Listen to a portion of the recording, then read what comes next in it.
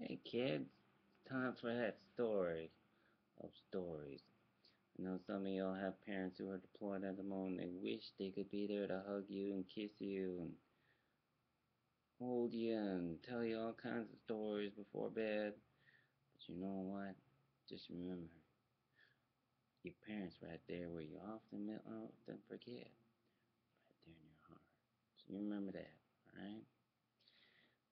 They miss you and want to hug you, and they pray for you and think about you in their prayers day and night right before they go to bed. Speaking of which, I want to read you a bedtime story that has something to do with that, and that's going to help you feel a whole lot better.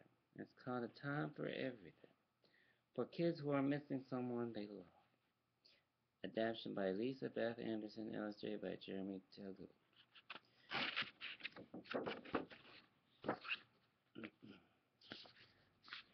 See that? Now that's the pretty side, looking up at the star.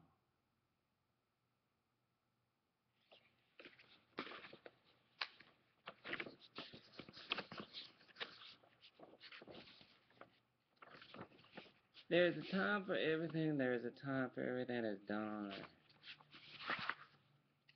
See? Kid jumping up and down.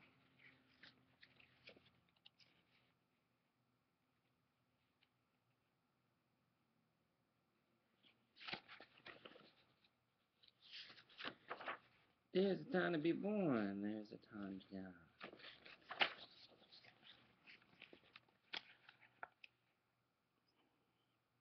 You ever seen The Lion King? Circle life. That's what that means. God bless all those animals.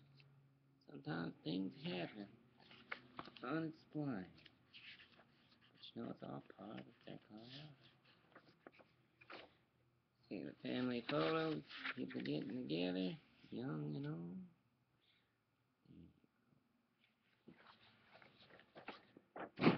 There's a time to plant, and there's a time to pull what is up and plant. You see that? All them farmers planting. You know, if you always say if you plant a garden, you'll never starve.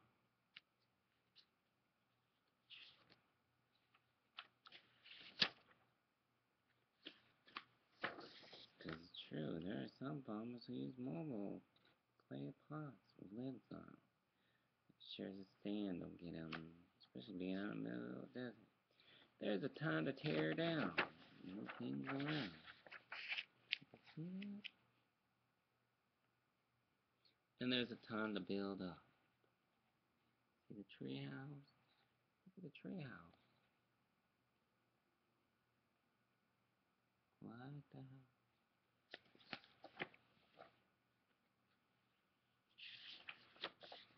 And there's a time to cry. Remember, kids, crying only makes you stronger. The little boy fell off his bike. And there's a time to laugh. See the mom holding her son? They just got done watching a movie in the living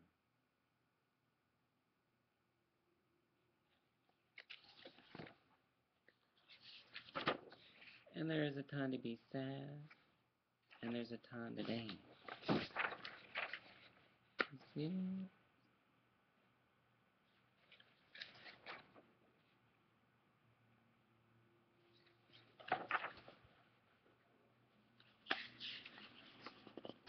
There's a time to hug, and there's a time not to hug.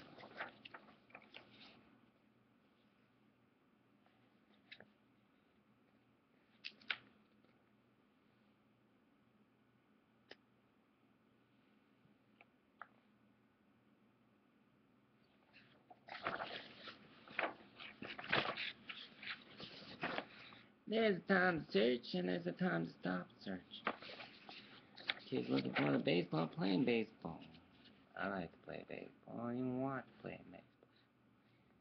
See that? You know where the ball ended up? In the bird's nest. They didn't want to disturb the birds. They left the ball there. They had to give it up. You see that?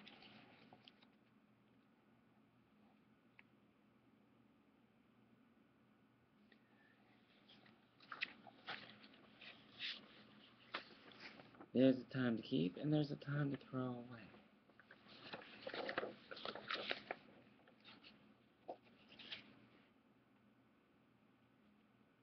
See the father throwing away the food? The meal was eaten.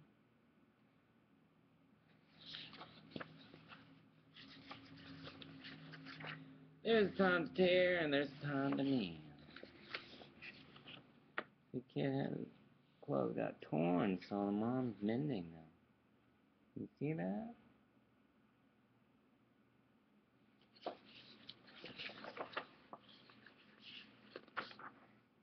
There's a time to be silent, and there's a time to speak. See the mom trying to talk to the little boy at the kitchen table?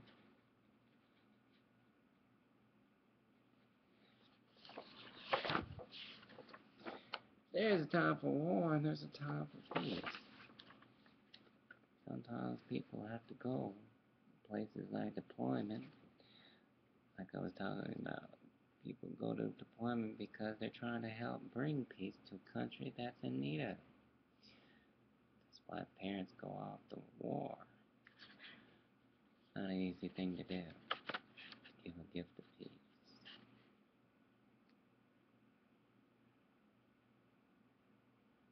Even though it may seem frustrating at times because you miss your mom or dad very much. Trust me, they miss you just as much. When you think about your mom and your parents the most, remember they're in the one place that you often overlook and forget. In your heart, or a parent, no.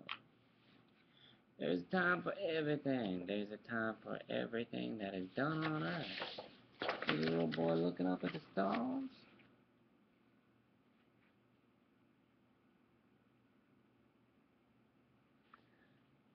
See that? There's the moon.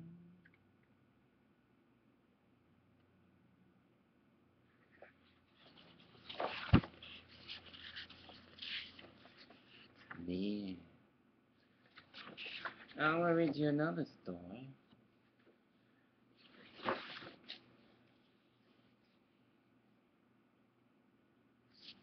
I want to read you another story. And it's titled PEPPE. PEPPE happens to live in Italy. It's a very favorite book of mine. My Viennese people over there. Alvino Montebello. By Elisa Bartone, illustrated by Ted Lewin.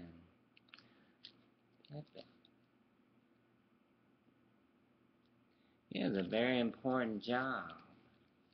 He wanted a job to start with, but he was too young. They almost didn't give him a job. Lighting up the whole town. To the memory of my father and grandparents, E.B. to the American dream, T.L. A long time ago, there was no electricity. Imagine no electricity. And the street lamps in Little Italy had to be lit by hand. PEPPE lived in tenement on Mulberry Street. His father was sick and his mother was dead. And so, though he was just a boy, he had to work to help support his sisters. Julia, Angelina, Nicolina, Angelina, Santa Mauricia, Filomena, and Albina, who lives in Naples with her uncle, the priest, and took care of orphans. See that? One big family.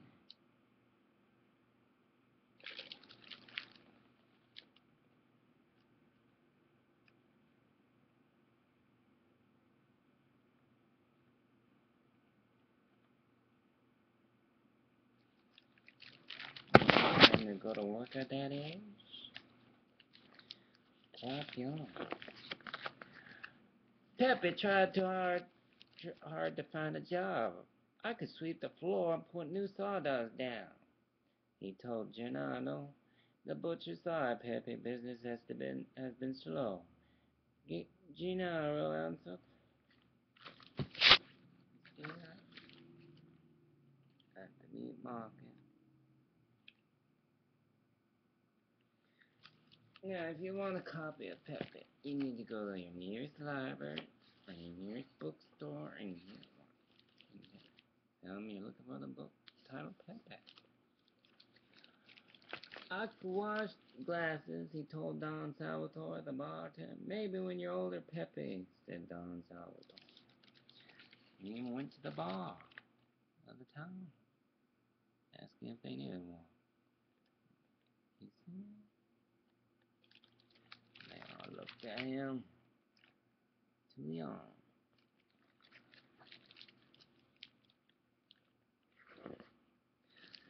I could help make the touron and string the hazelnuts, he told Camara Antonia. Aunt Juanita, the candy maker, saw PEPPE, she answered. He even went to Fat Mary, the cigar maker. I could count the cigars and put them in boxes. But she didn't need him either. Too young.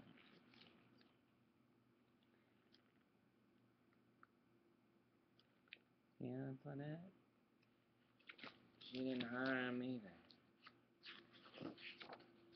Then one day he met Domenico, the lamplighter on the street. I heard from Don Salvatore that you're looking for a job, the lamplighter said. I'm going back to Italy to get my wife. Will you light the lamps while I'm gone and save my job for me? He questioned. Oh, yes, Domenico, thank you, PEPPE answered. Then he ran all the way home, anxious to share his good news. You see that?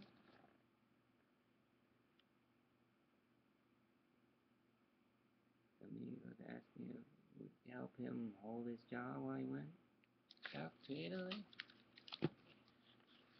PEPPE was excited. He got a job. Papa, Nicolina, Mauricia, I have a job, he shouted. Beginning tomorrow, I will light the street. Nicolina hugged him. Mauricia kissed his cheeks. Santa hopped up and down and clapped her hands. But Papa sat silent and still, his face was like stone.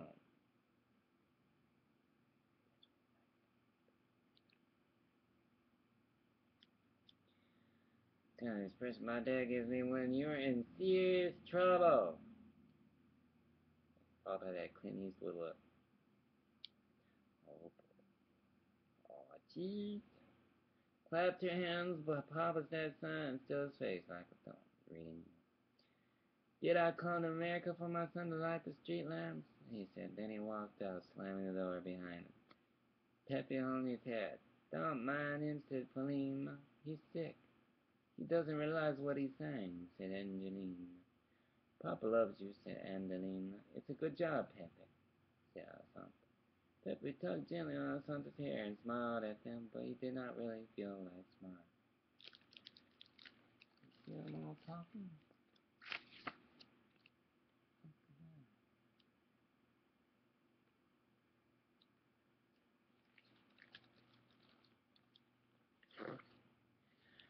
Each evening at twilight, PEPPE took the long stick of the lamplighter and passed through the streets. He reached high for the first street lamp, poked open the glass, and set the lamp aflame. Then one by one he lit them all, and each one PEPPE imagined to be a small flame of promise for the future. What a joyful feeling was to light the street lamp. It was almost like lighting candles in the church for special favors from the saints. This one for good Julia, may she have the chance to marry well. This one for Angelina, may she have the dresses she loves. This for work for Nicolina in the biscuit company. Piecework for Angelina for many gloves to sew. You see that? He lit up the whole street. Squared away.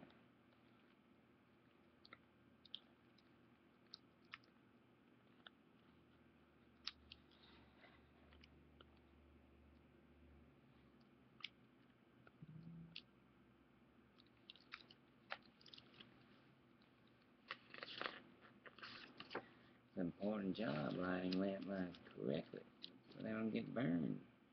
This is so that Asanta learned good English in the school, good pay to embroider.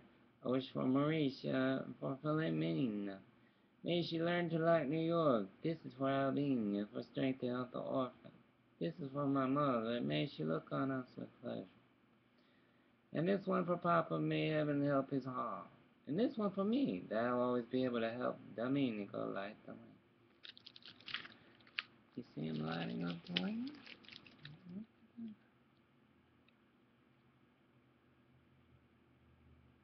Back in the day, they used to stick with wax on top of it and a little match. Once when Pepe got home, Papa was watching from the window. "You belong to the streets," he shouted. Pepe sat on the stoop way past his bedtime, then cried himself to sleep. When no one would hear, and this morning his shoulders drooped just enough. "Hey, Pepe, don't look so sad." That Mary teased, and Pepe tried not to say it, but Papa stayed angry. "You'll never amount to anything," he grumbled. Julie took Pepe's hand in hers. "Don't worry about it," she told him. Pepe looked up when he walked. Nicolina reminded him as he left. "Oh, see?"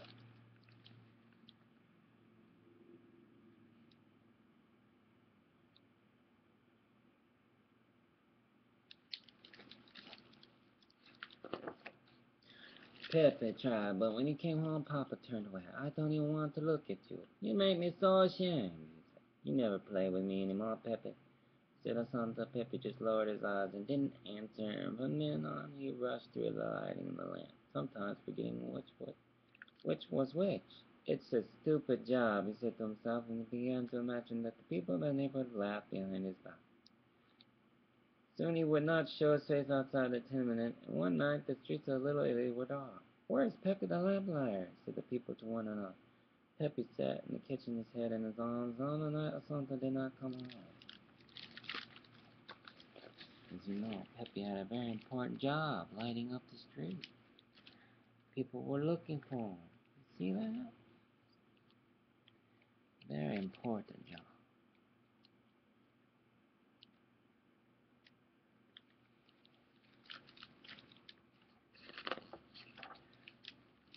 Julia kept glancing out the window, and Nelina let the macaroni cook too long. Papa walked back and forth, back and forth. He didn't eat much dinner and pushed away his coffee without taking one sip.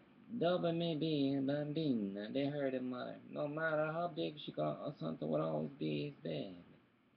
Finally spoke Pepe. He pleaded, "Don't be so stubborn, light the lamp." "Light the lamps." Pepe couldn't believe what he was hearing. "But I can't light the lamps, Papa," he said. "I don't want to belong to the streets. I don't want to grow up to be a beggar. You brought us to America due to better things. I have to study to be a doctor, me." "The streets are dark, Pepe," said Papa.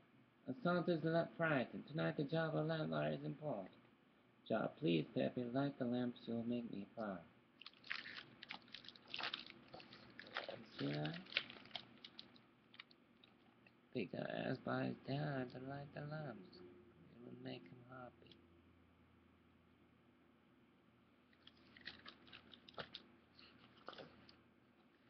Pepe could not refuse his father. Quietly he put on his coat and collected his things. Outside he reached high for the first street lamp and set it aflame. Then one by one he lit them all. Each time it was for me a song to be saved tonight.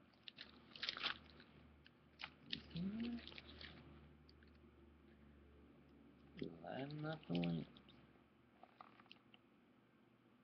There he is.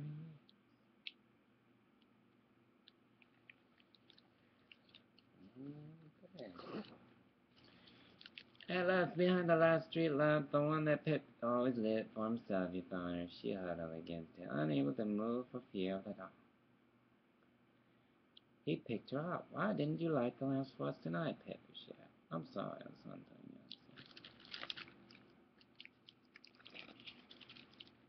You see him? That's a Santa.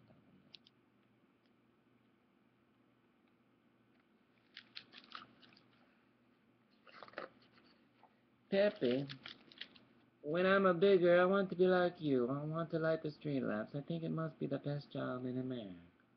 "The best job?" said Pepe, wondering. "You scare the dark away," Santa told him. Pepe smiled and held her tighter. He glanced up at the last street lamp. "You can light this lamp tonight, Santa." He helped her hold the stick. On the way home, Santa fell asleep in Pepe's arms. As Pepe walked, he held his head up, and his eyes were bright. See our Santa and their Peppy? They're lighting the world together. Now that's a sister and brother's love.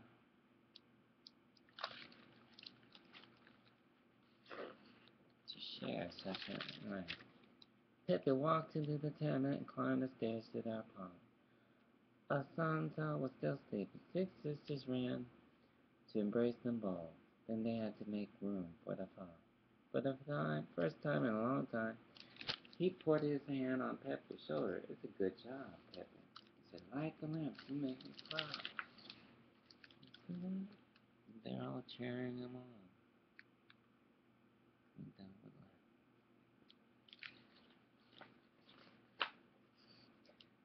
So Peppy lit the street lamps once again, pretending with all his might that each one was a small flame of promise for tomorrow, like it used to be.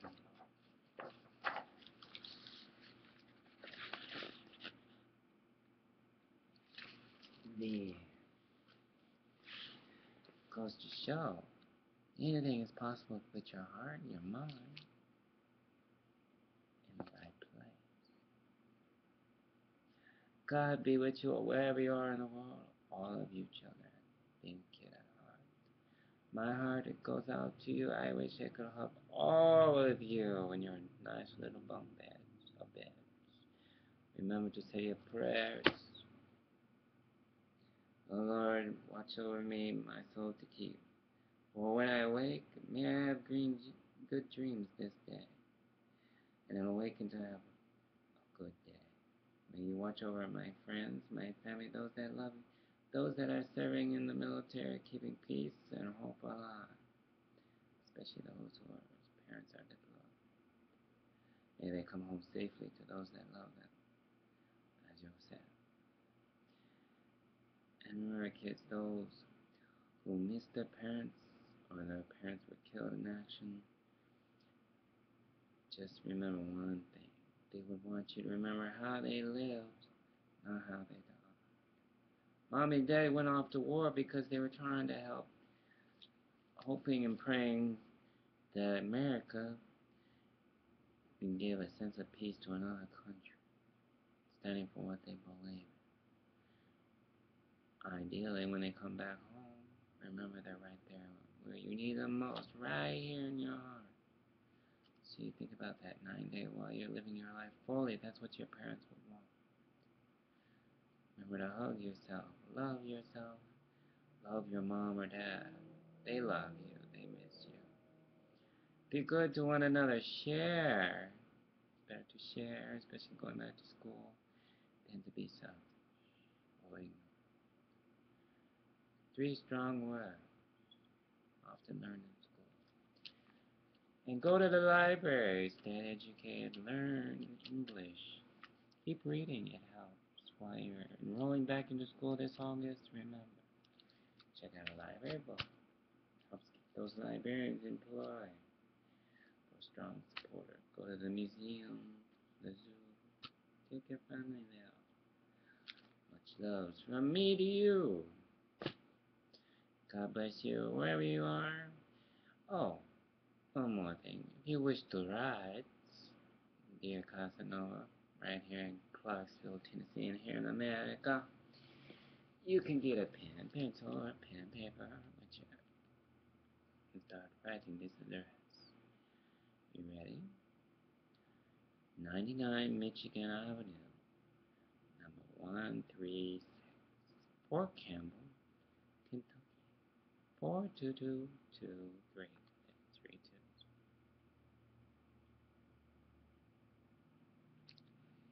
Kentucky, another mailbox. You ready? In case that one doesn't work, which I don't see why it won't. In case I suggest anything else, you can also find me on Facebook, Russell Moore.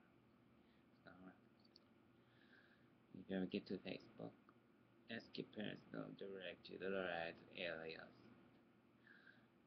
While you're writing, write this one down. 615 Fort Campbell Post Office, Fort Campbell, Kentucky, 42223. Now y'all hold your heads tight, snug back into your little beds, and have good dreams. And remember,